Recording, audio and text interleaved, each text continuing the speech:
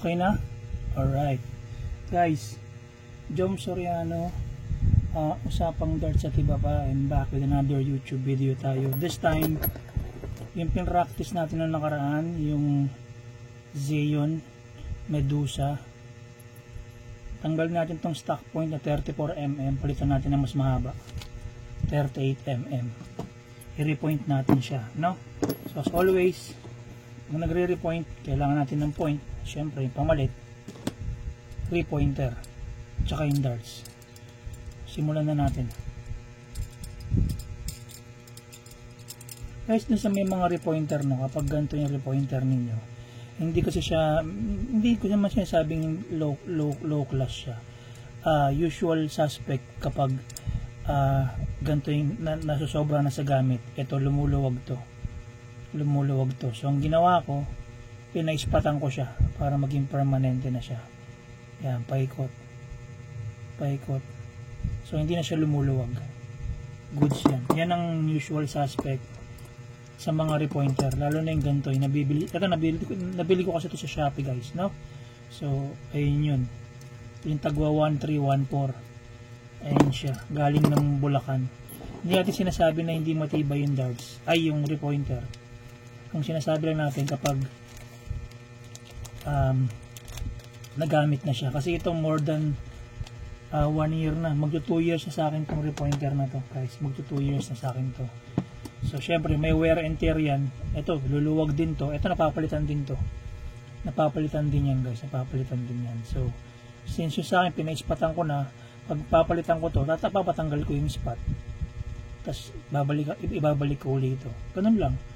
Nakatanggal naman yan, guys. So walang problema. Alam na mga nagwe-welding yan, kaya nila yan. Or might as well, bumili ka ng ganito, kuha ka na lang ng panibagong ganito, yung pinipihit. Ganun lang. Napakasimple lang, guys. Yun lang ang pagpapalit niyan. Kasi itong mga to goods naman to, ito lang pinapalitan dyan. Ito.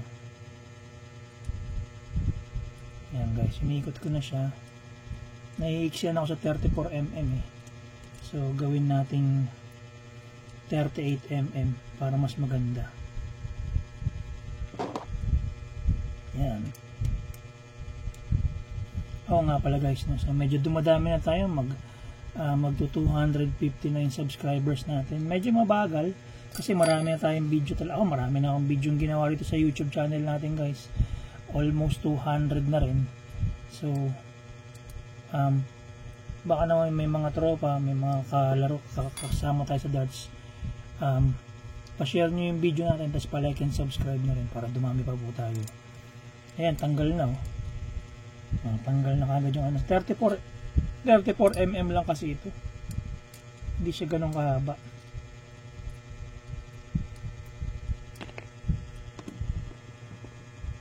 Salpa kagad natin yung bago. Itong repointer na to, nasa mga 70 pesos lang naman to sa Shopee. Ang isang set na yun, ang isang set.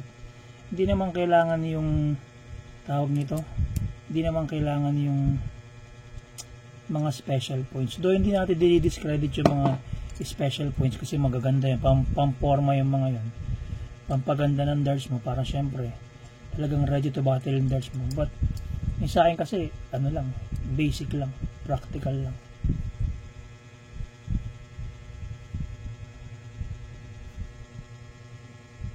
Pasensya na kayo, medyo mali, para kasi mali yung camera ko, kaya yan. So yan.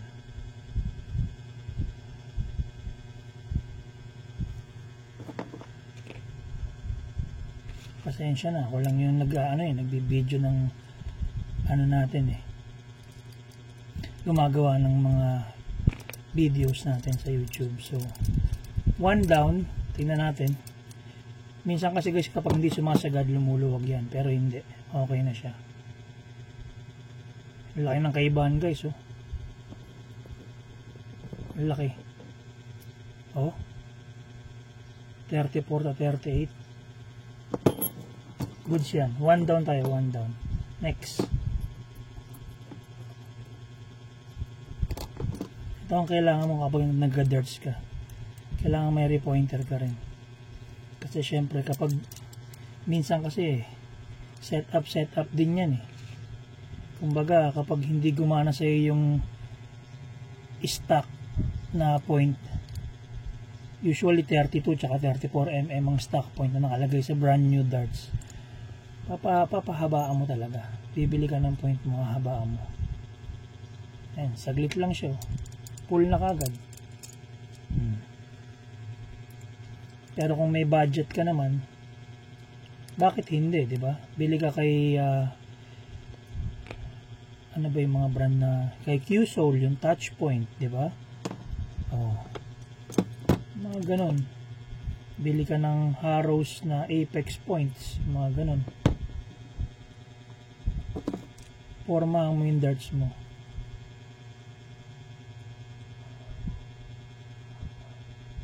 Oops. Pasensya na, nakukuha lahat ng kamay ko yung camera kasi medyo malaki yung kamay talaga natin. Malaki.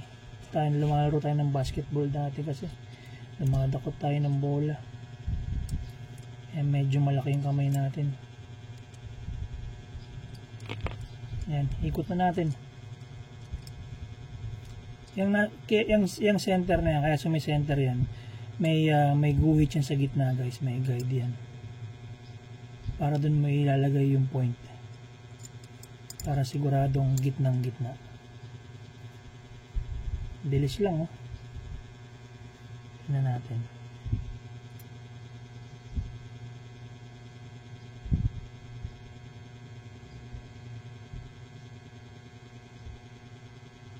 Diba?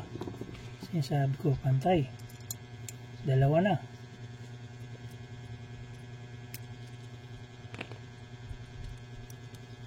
Sana lang.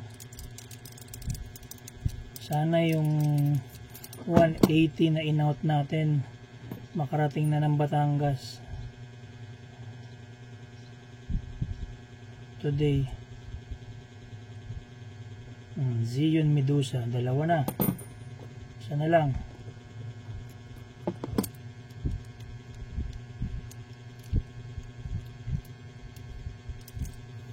Nung gumawa kasi tayo ng video nito, yung quick pick natin sa darts na to, tsaka yung 501 practice natin dito, ang nakasalpak pang point dito is yung special points.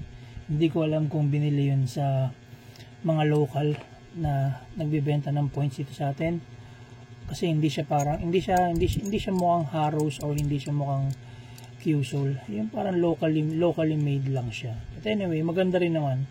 Pakita ko after sa inyo kung kanino ko kung saan darts ko nilagay.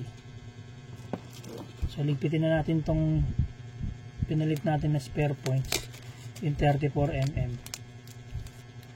Ayan, na-serve niya na yung purpose niya. At ipalit natin to yung 38.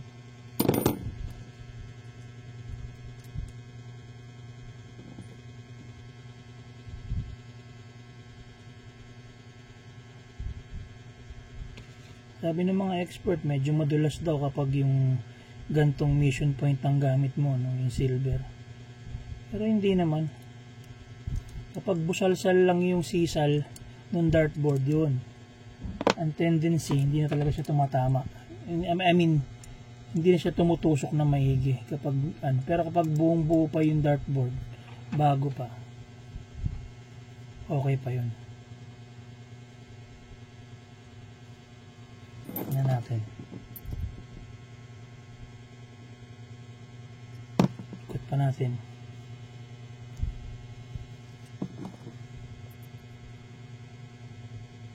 Napakagandang darts nito.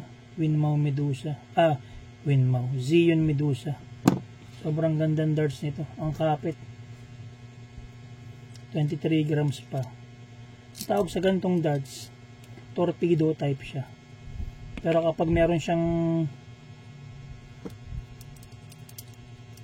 tawag nito, dali lang. Tanggalin ko lang na maayos. Pantayin natin silang tatlo. Yan na. Yes na. Tawag sa gantong darts, gantong set ng darts, torpedo darts yan, torpedo darts. Merong mga straight barrel, may torpedo, may front load o bomb type kung tawagin. Merong scallop. Yung sinasabi nilang scallop, yung gitna ng barrel may konting curve, may sexy. Ayun yung tinatawag na scallop darts. Ayun yun. So ayan, tapos na siya. Tingnan natin. Ito yung ano niya eh. Ito yung nilagay kong shot at flights niya. Harrows Vivid. Harrows Vivid yan. Harrows Vivid. Tapos Robson. Tingnan natin.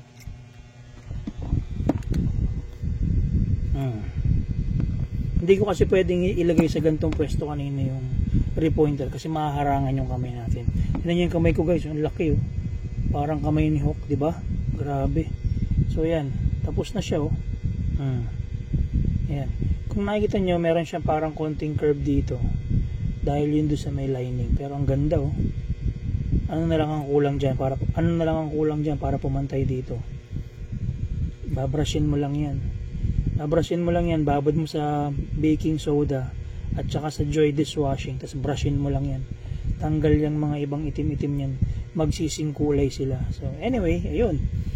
Dagdag kaalaman na naman yun doon sa mga ating kasama na hindi pa ganun ka expert when it comes to darts at saka yung mga basics, di ba? So yun, ayun yung na-cover natin ngayong video na to. Nag-repoint tayo, nakita nyo yung kung anong style, nalaman nyo kung anong style ng darts itong Harrows Medusa, tapos yung setup na point na pwedeng ilagay sa kanya, which is this 38 point. Nalaman nyo rin kung anong kaibahan nitong silver points dun sa ibang points, diba? Dun sa special points na nabibili versus dito. At saka yung tendency niya na kiniklaim na iba na madulas itong point na to, na maaari mahulog yung darts mo kapag tumira ka, which is hindi naman totoo. Nangyayari lang yun kapag yung dartboard mo ay overused na, yung busalsal na yung mga sisal. So yun, ayun ang tendency para mahulog siya. But kung bago naman yung dartboard mo, kapit yan, diba? Or kung hindi ka pa rin talagang kampante, gawin mo, kumuha ka ng liha, iliha mo yan para mag-wrap siya. Ganun lang, tapos, diba? So ayan guys, oh, tapos na yung ating repointing video dito sa ating napakagandang darts na Zeon Medusa 23 grams, diba? Meron siyang medium na shafts, tapos Harrows Vivid na kung tawagin marathon ang style nitong gantong flights. Number 6 siya kasi yung standard number 2 ang size, ito number 6 to. So ayun, tapos na naman ang ating YouTube video. And again guys, I appreciate yung mga subscribers natin na laging nakasuporta sa channel, no? Hopefully dumami pa po tayo. So kapag napadaan to sa video na to, kung nga rin nag-search kayo sa YouTube at napadaan to, like and subscribe na lang din, no? Para dumami pa po tayo. So yun, see you on boards mga kapukol. And again, thank you so much sa pagsuporta sa ating YouTube channel ng mga newbie darters at saka novice darters. So again, this is Jom Soriano.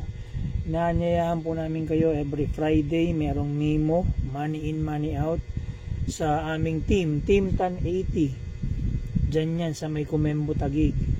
So 6 PM onwards, open for all yan. Sampaloc Street Taguig. So yun guys, kapag libre kayo pag Friday, since Sabado naman kinabukasan, bisita kayo, open for all yun. Napakababait ng mga team members namin at napakagagaling. So yun, thank you so much guys. This is Jom Soriano and happy darting sa lahat. And pasensya na po dyan sa ingay, yun yung electric fan ko. Ito ako sa loob ng bahay ngayon.